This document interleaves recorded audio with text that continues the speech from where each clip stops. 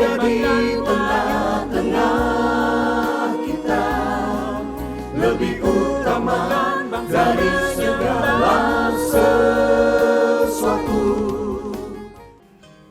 Jangan menjadi batu sandungan.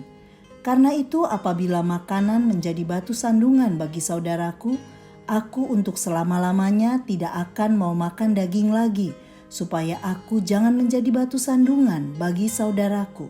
1 Korintus 8 ayat 13. Sahabat Iktus yang dikasihi Tuhan, di depan orang buta janganlah kau taruh batu sandungan. Imamat 19 ayat 14.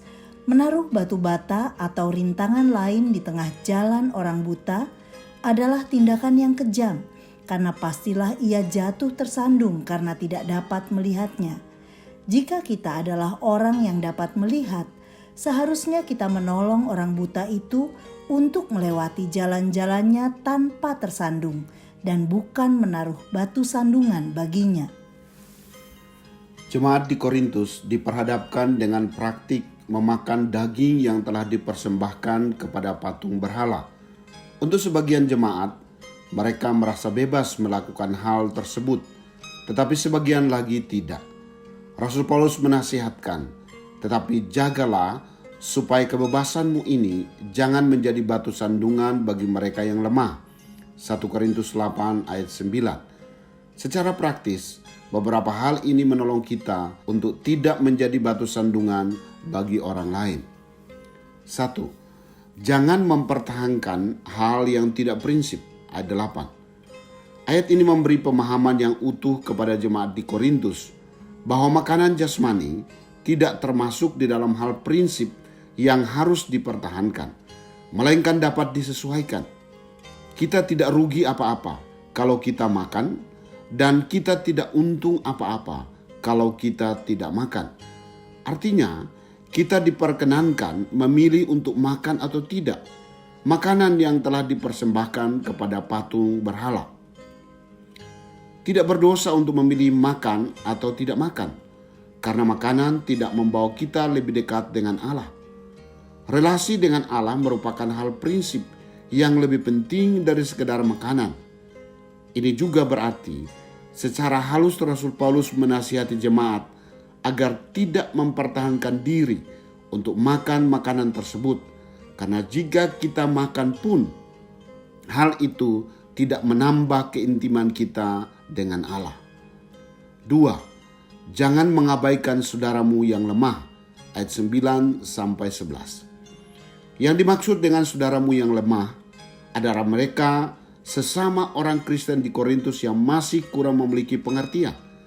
Mereka menganggap bahwa makan makanan yang sudah dipersembahkan kepada berhala adalah dosa.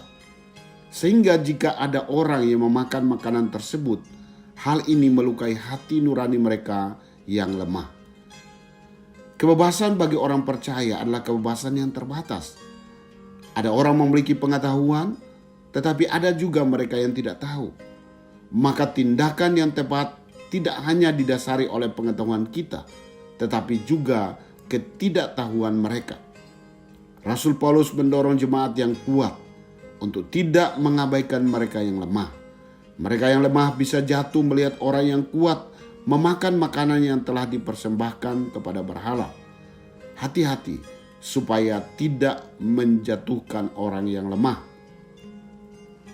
3. Jangan berdosa terhadap Kristus. Ayat 12 dan ayat 13. Saudaramu yang untuknya Kristus telah mati. Ayat 11. Menyatakan tentang kasih Allah melalui pengorbanan Kristus di salib demi keselamatan semua orang, termasuk mereka yang lemah. Bahwa kasih Tuhan merindukan pertobatan dan pertumbuhan rohani jemaatnya. Namun ternyata tindakan yang kuat dapat menjadi penghalang bagi yang lemah untuk mengenal Kristus. Dalam ayat 12, Rasul Paulus menyatakan bahwa sikap melukai hati nurani mereka yang lemah pada hakikatnya telah berdosa terhadap Kristus. Karena itu Rasul Paulus bertekad bahwa jika makanan telah menjadi batu sandungan bagi jemaat yang lemah, maka ia tidak mau makan daging lagi untuk selama-lamanya. Tujuannya adalah agar tidak menutup jalan keselamatan bagi mereka yang lemah. Sahabat Iktus, jangan menjadi batu sandungan bagi mereka yang lemah dengan cara tidak mempertahankan segala sesuatu yang bukan prinsip. Kita harus belajar untuk menjadi fleksibel terhadap hal yang praktis, namun tetap tidak kompromi untuk hal-hal yang prinsip.